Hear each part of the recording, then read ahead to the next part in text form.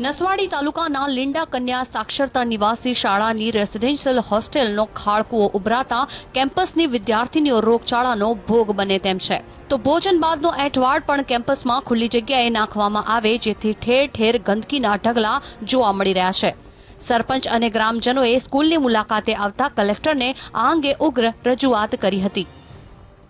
પણ જ્યારે નજીકના ગામવાળાને જ્યારે રાતના સમયમાં છે ને એ દુર્ગંધનું અસર વધારે થાય છે, જેથી કરીને બાળકો છે, પછી વિદ્યાર્થી છે, પછી ગામના લોકો છે, એને પણ અસર થવાની સંભાવના રહે છે। ગંદકીના ઢગલા ઠેરે ઠેર છે। અનાજ જે દુર્ગંધ મારે છે કે અહીંયા ઊભી નથી રહેવાતું, જે એઠવાડો ભેગો કરી અને અહીંયા ને અહીંયા અંદર જ ઢગલા વારવામાં આવે છે। એનો બહાર ગમે ત્યાં ડસ્ટબિનમાં ભરી અને જે ખુલ્લી જગ્યાઓ છે ત્યાં નાખવામાં આવે તો આ રોગચાળો ફાટે ના અને સારું રહે, અહીંયા છોકરાઓને તકલીફ ના ઊભી થાય। સરકારના આદિજાતિ વિભાગ દ્વારા લીંડા ખાતે એક જ કેમ્પસમાં 3 સ્કૂલ ચલાવવામાં આવે છે।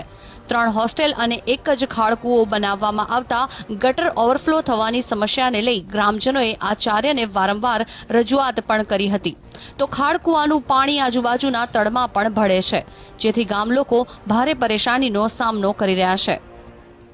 માનનીય વડાપ્રધાન દ્વારા સ્વચ્છ ભારત મિશન ચાલે છે અને સ્વચ્છ ભારત મિશન અંતર્ગત જે અલગ અલગ સાધનો સહાય પણ સરકાર આપે છે। તો એવું જો પણ કંઈ ધ્યાન પર હશે તો ચોક્કસથી એ સાધન સહાય આપી અને એવો જે પણ કંઈ કચરો હોય એને સૂકા કચરા તરીકે અને ભીના કચરા તરીકે અલગ કરી એનો પ્રોપરલી નિકાલ થાય એવી વ્યવસ્થા ગોઠવવામાં આવશે। સ્વચ્છતા માટે સરકાર કરોડો રૂપિયાના ખર્ચ કરે છે, પરંતુ અહીં સરકારના તમામ દાવા પોકળ સાબિત થઈ રહ્યા છે। ત્યારે આદિવાસી વિસ્તારની વિદ્યાર્થીનીઓ હોસ્ટેલમાં રહીને સારી રીતે અભ્યાસ કરી શકે તે માટે વહીવટી તંત્ર ક્યારે એક્શનમાં આવશે તે તો હવે જોવું જ રહ્યું। રફીક ડણીવાલા, GSTV, છોટાઉદેપુર।